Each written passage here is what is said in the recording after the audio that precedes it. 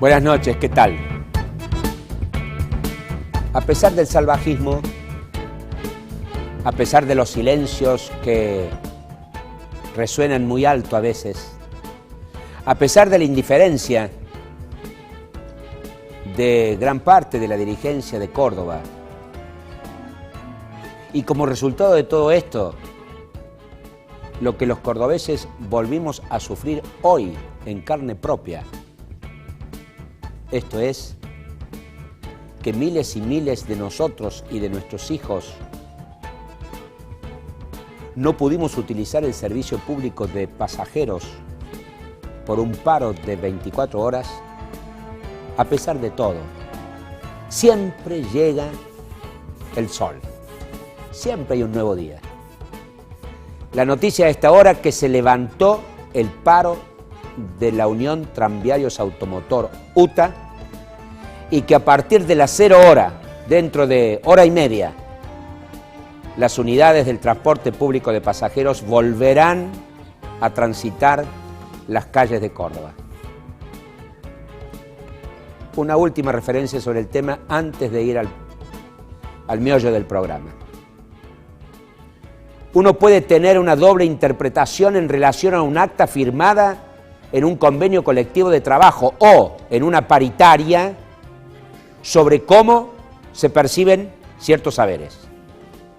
Uno puede tener una doble interpretación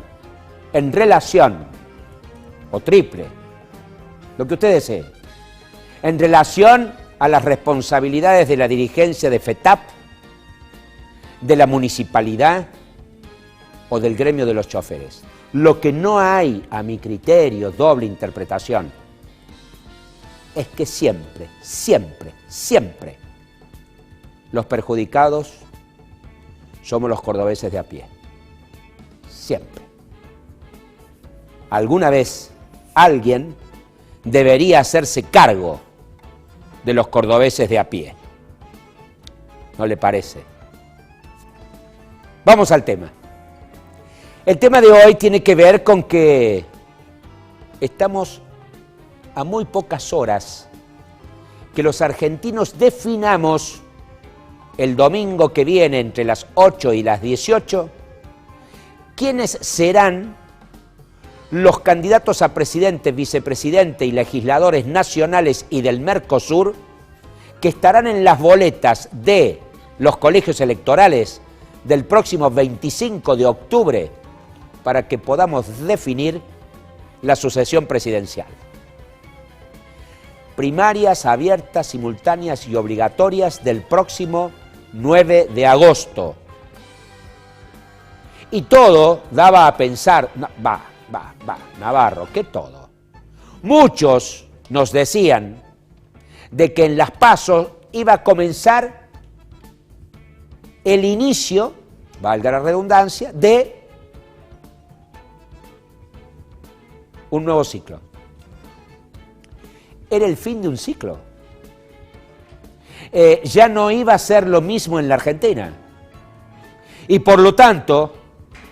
luego del gran triunfo en la provincia de Buenos Aires de Sergio Massa de hace 1 año y medio,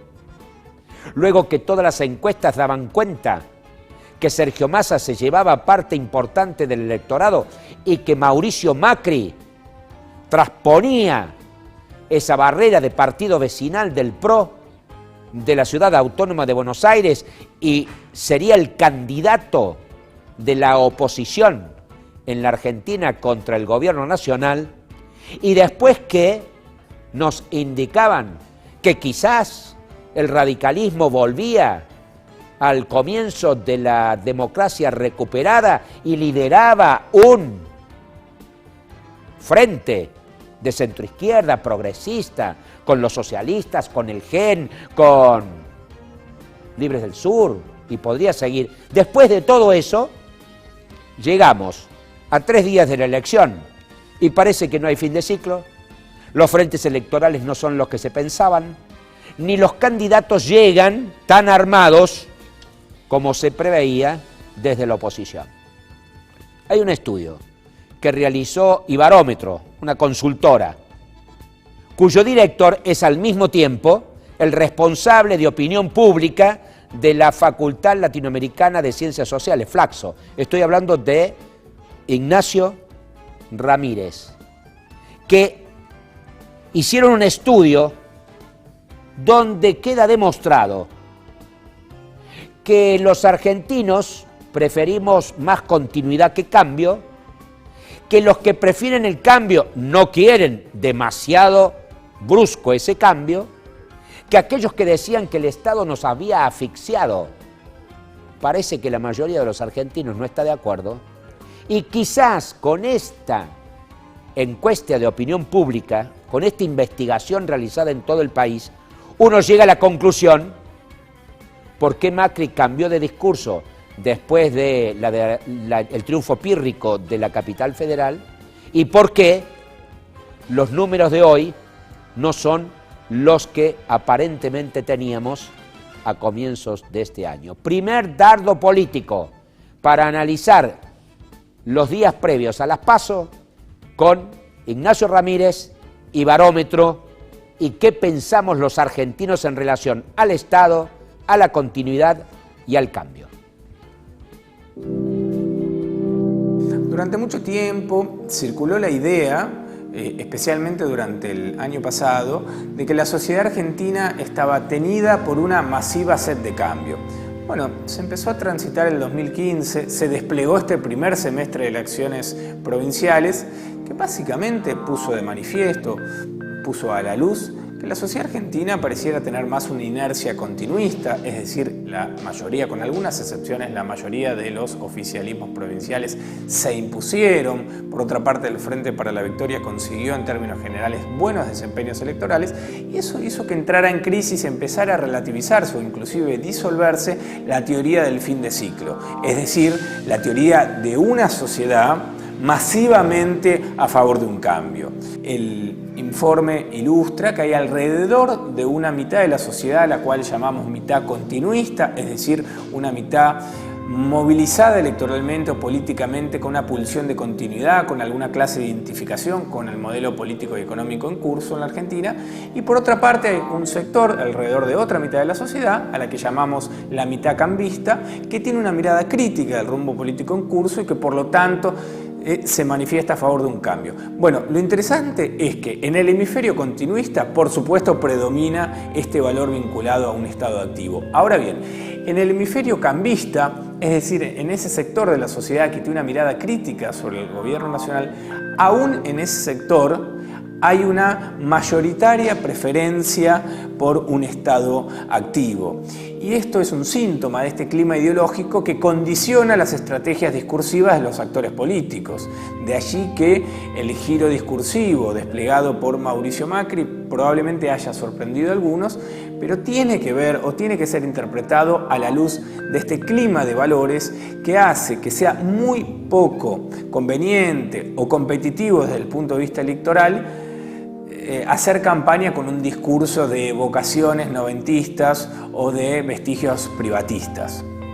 La pregunta es si este giro tan pronunciado de un dirigente que durante mucho tiempo ha hecho caracterizaciones muy negativas y muy críticas de este conjunto de políticas públicas que ahora respaldaba, bueno, si ese giro puede ser leído como una adaptación a este clima ideológico de época o puede ser leído o interpretado como una especulación electoral que no se ajusta al auténtico programa político, en este caso del PRO. Para profundizar el clima que estamos viviendo en la Argentina a 3 días de las elecciones nacionales de las primarias, hemos invitado a politólogos, investigadores, a Carlos Juárez Centeno, que es uno de los directores del CEA, de la Universidad Nacional de Córdoba, y a Víctor Mazalay, politólogo también e investigador del CONICET. ¿Cómo les va? ¿Qué tal? Buenas ¿Cómo noches, te va? gracias por estar. No, gracias por la invitación. Cuando escuchás a tu colega, uno creía que iba llegando un fin de ciclo y uno creía que una gran parte de la población quería menos Estado. Y parece que no es así. Mira, vos no me conocés a mí de hace mucho, pero yo hace mucho que opinaba lo que ahora opina por ejemplo, este colega mío. Yo jamás pensé que iba a haber un fin de ciclo, y también me pareció que el análisis que hacía en general el periodismo porteño, porque en general los análisis lo hace, ¿no es cierto?, el periodismo porteño y algunos analistas porteños del triunfo de Massa, era equivocado. Porque antes de Massa, Narváez también, hace 4 años, ¿no es cierto?, o hace 6, no me acuerdo cuándo fue, cuando Narváez gana en las también elecciones a mitad de medio término, sí, ¿no es cierto?, le gana al Frente para la Victoria, también era la vedette que iba a sacar del poder, ¿no es cierto?, al kirchnerismo, y no lo hizo, porque una cosa son las elecciones a medio término y otra cosa son las elecciones donde la ciudadanía lo que va a elegir es la persona o las personas que van a dirigir el Estado Nacional, el Estado Provincial o el Municipal. Entonces, a mí me parece que este giro, bueno, me alegro que se dé este giro, pero me parece que era un análisis cerrado el que se hacía hace un par de años o 1 año y medio en la República Argentina. Ese análisis tenía en cuenta también las restricciones externas de la Argentina, la menor actividad económica, la caída de los precios internacionales de los commodities, íbamos a tener problemas desde el punto de vista de la balanza comercial. Víctor, ¿eso no influyó?